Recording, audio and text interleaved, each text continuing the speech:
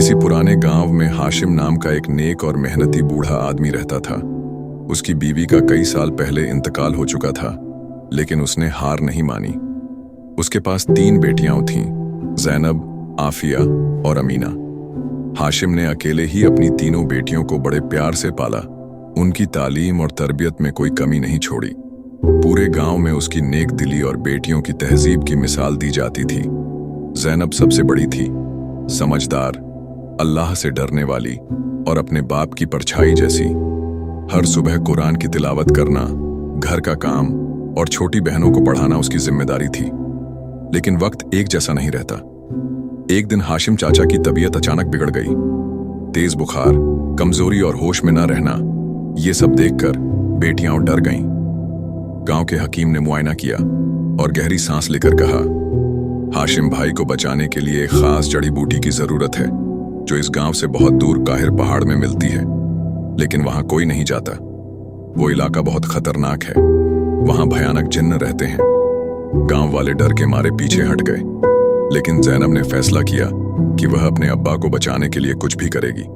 उसने वुजू किया, 2 रकात नमाज पढ़ी और अल्लाह से मदद मांगी।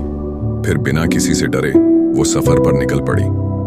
रास्ता बहुत मुश्किल था, घना जंगल, कांटेदार रास्ते और जंगली जानवर, हर कदम पर एक नई आजमाइश।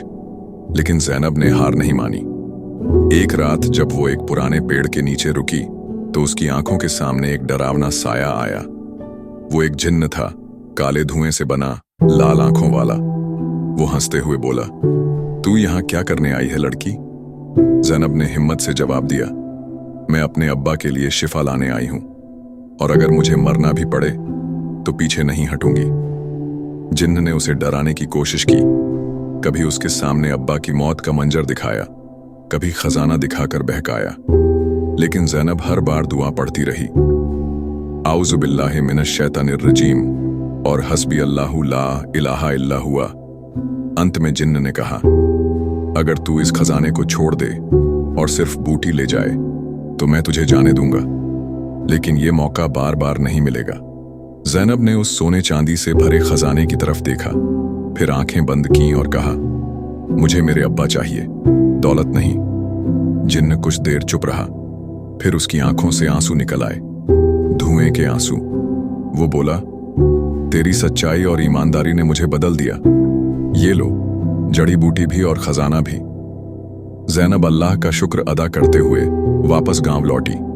घर पहुंचते ही हकीम ने जड़ी बूटी से इलाज किया और कुछ ही दिनों में हाशिम चाचा ठीक हो गए। पूरे गांव में ज़ैनब की हिम्मत और अल्लाह पर भरोसे की मिसाल बनने लगी। खजाना ज़ैनब ने गरीबों में बांट दिया, एक हिस्सा मस्जिद की तामीर में दिया और बाकी से अपने अब्बा की देखभाल और बहनों की तालीम का इंतजाम किया। इस कहानी से हमें ये सीख मिलती है, जब नीयत सच्ची हो और दिल में अल्लाह का डर हो, तो कोई भी जिन्न, कोई भी फरेब तुम्हें नहीं हरा सकता। अगर आपको ये वाक़िया अच्छी लगी हो तो हमारे चैनल सच्ची रहीमत को लाइक, शेयर एंड सब्सक्राइब जरूर कीजिएगा।